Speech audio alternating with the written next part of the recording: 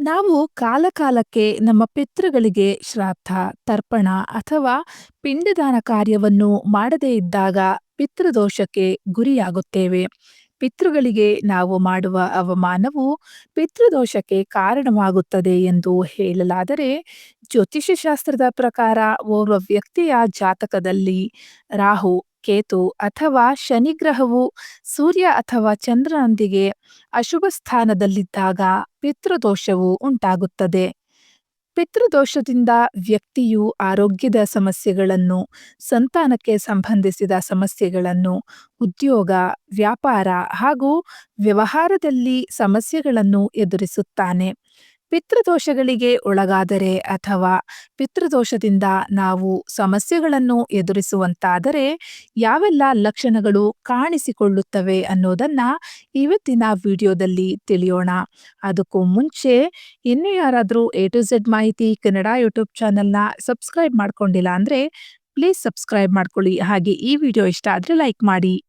ನಾವು ಎಷ್ಟೇ ಕಷ್ಟಪಟ್ಟು ಕೆಲಸ ಮಾಡಿದರೂ ಆ ಕೆಲಸದಿಂದ ನಾವು ಶುಭ ಫಲಿತಾಂಶಗಳನ್ನು ಪಡೆದುಕೊಳ್ಳದೆ ವಿರುದ್ಧ ಫಲಿತಾಂಶಗಳನ್ನು ಪಡೆದುಕೊಂಡರೆ, ತಂದೆ ಮತ್ತು ಮಕ್ಕಳ ನಡುವೆ ಪದೇ ಪದೇ ಜಗಳಗಳು ನಡೆಯುತ್ತಿದ್ದರೆ, ಮನೆಯಲ್ಲಿ ಹಣದ ಸಮಸ್ಯೆಗಳು ಎದುರಾಗುತ್ತಿದ್ದರೆ, ಶುಭ ಕಾರ್ಯಗಳು ಅರ್ಧಕ್ಕೆ ನಿಂತು ಹೋಗುತ್ತಿದ್ದರೆ, ಅಂತಹ ಸಂದರ್ಭದಲ್ಲಿ ಪಿತೃಗಳು ನಿಮ್ಮ ಮೇಲೆ ಕೋಪಿಸಿಕೊಂಡಿದ್ದಾರೆ ಎಂಬುದನ್ನು ಅರ್ಥ ಮಾಡಿಕೊಳ್ಳಿ. ಪಿತೃದೋಷವು ನಮ್ಮ ಜೀವನವನ್ನು ಆವರಿಸಿಕೊಂಡಿದ್ದರೆ, ನಾವು ಕೈಗೆತ್ತಿಕೊಂಡ ಕೆಲಸ ಪೂರ್ಣಗೊಳ್ಳುವ ಹಂತದಲ್ಲಿದ್ದಾಗ ಅದರಲ್ಲಿ ಅಡೆತಡೆಗಳು ಎದುರಾಗುತ್ತದೆ. ಯಾವುದೇ ಕೆಲಸ ಮಾಡಲು ಹೋದರೂ ಅದು ಅರ್ಧಕ್ಕೆ ನಿಂತು ಹೋಗುವುದು. ಚಿಕ್ಕ ಪುಟ್ಟ ಕೆಲಸಗಳಿಗೂ ಚಿಂತೆ ಕಾಡಲು ಪ್ರಾರಂಭವಾಗುತ್ತದೆ. ಆರೋಗ್ಯ ಸಮಸ್ಯೆಗಳು ಬೆಂಬಿಡದೆ ಕಾಡುತ್ತಲೇ ಇರುತ್ತದೆ. ಕುಟುಂಬದ ಸದಸ್ಯರು ಒಂದಲ್ಲ ಒಂದು ಆರೋಗ್ಯದ ಸಮಸ್ಯೆಗಳನ್ನು ಎದುರಿಸುತ್ತಲೇ ಇರುತ್ತಾರೆ. ಕೆಲವೊಮ್ಮೆ ನಾವು ಸಾಕಷ್ಟು ಹಣವನ್ನು ಸಂಪಾದನೆ ಮಾಡುತ್ತೇವೆ. ಉದ್ಯೋಗದಲ್ಲಾಗಿರಬಹುದು, ವ್ಯಾಪಾರ ವ್ಯವಹಾರದಲ್ಲಾಗಿರಬಹುದು, ಲಾಭವನ್ನು ಪಡೆದುಕೊಳ್ಳುತ್ತೇವೆ. ಆದರೆ ನಾವು ಗಳಿಸಿದ ಹಣವನ್ನು ನಮ್ಮ ಬಳಿ ಉಳಿತಾಯ ಮಾಡಲು ಸಾಧ್ಯವಾಗುವುದಿಲ್ಲ. ಅದು ಒಂದಲ್ಲ ಒಂದು ರೀತಿಯಲ್ಲಿ ಖರ್ಚಾಗುತ್ತಲೇ ಇರುತ್ತದೆ. ಮಗ ಅಥವಾ ಮಗಳು ವಿದ್ಯಾವಂತರಾಗಿದ್ದರೂ ಮತ್ತು ಸ್ವಾವಲಂಬಿಗಳಾಗಿದ್ದರೂ ಸಹ ಅವರ ಮದುವೆಯಲ್ಲಿ ವಿಳಂಬ ಅಥವಾ ಅಡೆತಡೆಗಳು ಇರುತ್ತವೆ.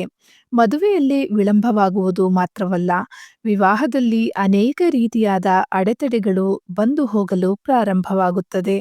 ಅದು ನಿಮ್ಮ ಮದುವೆ ವಿಚಾರದಲ್ಲಿ ಎಷ್ಟು ಗಾಢವಾದ ಪರಿಣಾಮ ಬೀರುತ್ತದೆ ಎಂದರೆ, ಮದುವೆ ಮಂಟಪದ ತನಕ ಹೋಗಿದ್ದ ಮದುವೆ ಕೂಡ ನಿಂತು ಹೋದ ಉದಾಹರಣೆಗಳಿವೆ. ಪಿತೃದೋಷಕ್ಕೆ ಒಳಗಾದ ವ್ಯಕ್ತಿಯ ಮನಸ್ಸಿನಲ್ಲಿ ಯಾವಾಗಲೂ ಒಂದಲ್ಲ ಒಂದು ರೀತಿಯ ಅಜ್ಞಾತ ಭಯವಿರುತ್ತದೆ.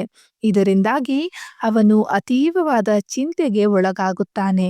ಯಾವುದೇ ಕೆಲಸವನ್ನು ಮಾಡಲು ಕೂಡ ಅವನಿಗೆ ಮನಸ್ಸಾಗುವುದಿಲ್ಲ. ಜೀವನದಲ್ಲಿ ಎಲ್ಲ ಸೌಕರ್ಯಗಳು ಮತ್ತು ಸೌಲಭ್ಯಗಳನ್ನು ಹೊಂದಿದ್ದರೂ ಯಾವುದೇ ಕೆಲಸ ಮಾಡಲು ಮನಸ್ಸಾಗುವುದಿಲ್ಲ. ಜಡತ್ವ ಎನ್ನುವುದು ಅವರ ಬೆನ್ನಿಗೆ ಬಿದ್ದಿರುತ್ತದೆ. ಅಷ್ಟು ಮಾತ್ರವಲ್ಲ, ಪಿತೃದೋಷವು ಇವರಿಗೆ ಸಂತಾನ ಸಮಸ್ಯೆಗಳನ್ನು ಎದುರಿಸುವಂತೆ ಮಾಡುತ್ತದೆ. ಶಾಸ್ತ್ರದ ಪ್ರಕಾರ ಪಿತೃದೋಷದಿಂದಾಗಿ ಜನರು ಹೆಚ್ಚಾಗಿ ಮಕ್ಕಳ ಸಂತೋಷದಿಂದ ವಂಚಿತರಾಗುತ್ತಾರೆ.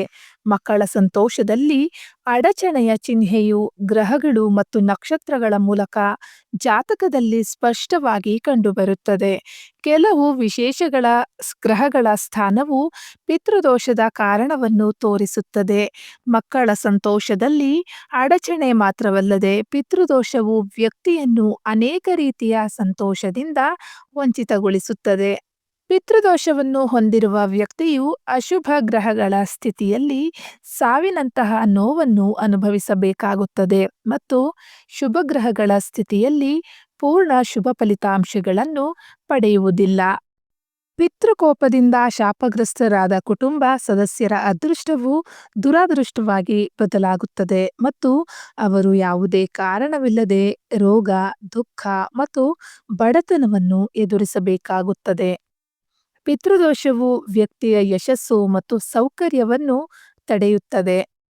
ಊಟ ಮಾಡುವಾಗ ನಿಮ್ಮ ಊಟದಲ್ಲಿ ಆಗಾಗ ಕೂದಲು ಕಾಣಿಸಿಕೊಂಡರೆ ಅದನ್ನು ಎಂದಿಗೂ ನಿರ್ಲಕ್ಷಿಸದಿರಿ. ನಿಮ್ಮ ಪಿತೃಗಳು ನಿಮ್ಮ ಮೇಲೆ ಅಸಮಾಧಾನಗೊಂಡಿದ್ದರೆ ಅಥವಾ ಕೋಪಿಸಿಕೊಂಡಿದ್ದರೆ ಅಥವಾ ನಿಮ್ಮಲ್ಲಿ ಪಿತೃದೋಷವಿದ್ದರೆ ಪದೇ ಪದೇ ನೀವು ಸೇವಿಸುವ ಆಹಾರದಲ್ಲಿ ಕೂದಲು ಕಾಣಿಸಿಕೊಳ್ಳುತ್ತದೆ. ಕೆಲವು ಜನರಿಗೆ ತಮ್ಮ ಮನೆಯಲ್ಲಿ ಕೆಟ್ಟ ವಾಸನೆ ಬರುತ್ತಿರುವಂತೆ ಅನುಭವ ನೀಡುತ್ತದೆ. ಆ ಕೆಟ್ಟ ವಾಸನೆ ಎಲ್ಲಿಂದ ಬರುತ್ತಿರುತ್ತದೆ ಎಂಬುದು ತಿಳಿದಿರುವುದಿಲ್ಲ. ಈ ದುರ್ವಾಸನೆಗೆ ಕಾರಣ ಹುಡುಕಲು ಯಾರಿಂದಲೂ ಸಾಧ್ಯವಾಗುವುದಿಲ್ಲ. ಇದು ನಿಮ್ಮ ಪಿತೃದೋಷದ ಮುನ್ಸೂಚನೆಯಾಗಿರಬಹುದು. ಪಿತೃಗಳು ನಿಮ್ಮ ಮೇಲೆ ಕೋಪಿಸಿಕೊಂಡಿರುವುದರಿಂದ ಮನೆಯಲ್ಲಿ ದುರ್ವಾಸನೆ ಬರುತ್ತದೆ. ಮನೆಯಲ್ಲಿ ದುರ್ವಾಸನೆ ಬರುತ್ತಿದ್ದರೆ ನಿರ್ಲಕ್ಷಿಸದಿರುವುದೇ ಉತ್ತಮ. ಕನಸಿನಲ್ಲಿ ನೀವು ಮರಣ ಹೊಂದಿದ ಕುಟುಂಬದ ವ್ಯಕ್ತಿಯನ್ನು ನೋಡಿದರೆ ಅದು ನಿಮ್ಮ ಪೂರ್ವಜರ ಕೋಪವನ್ನು ಸೂಚಿಸುತ್ತದೆ. ಪದೇ ಪದೇ ಕನಸಿನಲ್ಲಿ ನೀವು ಪೂರ್ವಜರನ್ನು ನೋಡಿದರೆ ನಿಮ್ಮ ಪೂರ್ವಜರ ಆತ್ಮವು ಅತೃಪ್ತವಾಗಿದೆ ಎಂದರ್ಥ. ನಿಮ್ಮ ಪೂರ್ವಜರ ಬಯಕೆಗಳು ಅಪೂರ್ಣಗೊಂಡಿದ್ದರೆ ಮಾತ್ರ ನಿಮ್ಮ ಕನಸಿನಲ್ಲಿ ಆಗಾಗ ಮರಣ ಹೊಂದಿದ ಪೂರ್ವಜರು ಕಾಣಿಸಿಕೊಳ್ಳುತ್ತಾರೆ. ಮಕ್ಕಳು ನಿರಂತರವಾಗಿ ಅನಾರೋಗ್ಯಕ್ಕೆ ಒಳಗಾಗುತ್ತಿದ್ದರೆ ಇದು ಕೂಡ ಪಿತೃದೋಷದ ಮತ್ತೊಂದು ಚಿಹ್ನೆ ಎಂದು ಪರಿಗಣಿಸಲಾಗುತ್ತದೆ. ಯಾವುದೇ ಕಾರಣವಿಲ್ಲದೆ ಕುಟುಂಬದ ಸದಸ್ಯರ ನಡುವೆ ಆಗಾಗ್ಗೆ ವಿವಾದಗಳು ಈ ದೋಷದ ಸಂಕೇತವೆಂದು ಪರಿಗಣಿಸಬಹುದು. ಆಕಸ್ಮಿಕವಾಗಿ ಯಾವುದೋ ಒಂದು ಅಪಘಾತಕ್ಕೆ ಬಲಿಯಾಗುವುದು ಅಥವಾ ಹಠಾತ್ ಅನಾರೋಗ್ಯದಿಂದ ನೀವು ಕಷ್ಟಪಟ್ಟು ಗಳಿಸಿದ ಹಣವನ್ನು ಕಳೆದುಕೊಳ್ಳುವುದು ಪಿತೃದೋಷಕ್ಕೆ ಕಾರಣವೆಂದು ಹೇಳಲಾಗುತ್ತದೆ. ಪಿತೃಪಕ್ಷದ ಮೊದಲು ಮನೆಯಲ್ಲಿ ಹಠಾತ್ ಅರಳಿ ಮರವು ಬೆಳೆದುಕೊಳ್ಳುವುದು ಮತ್ತು ತುಳಸಿ ಗಿಡ ಒಣಗಿ ಹೋಗುವುದು ಅಶುಭ ಸಂಕೇತ. ಈ ಘಟನೆಗಳು ಪೂರ್ವಜರ ಅಸಮಾಧಾನವನ್ನು ಪ್ರತಿಬಿಂಬಿಸುತ್ತವೆ ಎಂದು ನಂಬಲಾಗಿದೆ. ಇದು ಸಂಪತ್ತು, ಸಂತೋಷ, ಸಮೃದ್ಧಿ ಮತ್ತು ಮಕ್ಕಳ ಮೇಲೆ ಕೆಟ್ಟ ಪರಿಣಾಮ ಬೀರುತ್ತದೆ. ಹೀಗಾಗಿ ಮನೆಯಲ್ಲಿ ಯಾವುದೇ ಕಾರಣಕ್ಕೂ ತುಳಸಿ ಗಿಡ ಒಣಗದಂತೆ ಕಾಳಜಿ ವಹಿಸಬೇಕು. ದಂಪತಿ ನಡುವೆ ವಿರಸ, ತೀವ್ರ ಪ್ರಮಾಣದ ಭಿನ್ನಾಭಿಪ್ರಾಯ ಅಥವಾ ಅರ್ಹ ಸಂಗಾತಿ ಸಿಗದೇ ಇರುವಂತಹ ಸಮಸ್ಯೆ ಕೂಡ ಪಿತೃದೋಷದ ಫಲ ಎಂದು ಕೆಲವೊಮ್ಮೆ ಹೇಳಲಾಗುತ್ತದೆ. ಪಿತೃದೋಷದಿಂದಾಗಿ ಕುಟುಂಬದ ಬೆಳವಣಿಗೆ ನಿಲ್ಲುತ್ತದೆ, ಮಗು ಪಡೆಯಲು ಅಡ್ಡಿ ಉಂಟಾಗುತ್ತದೆ ಅಥವಾ ಮಗು ದಾರಿ ತಪ್ಪುತ್ತದೆ.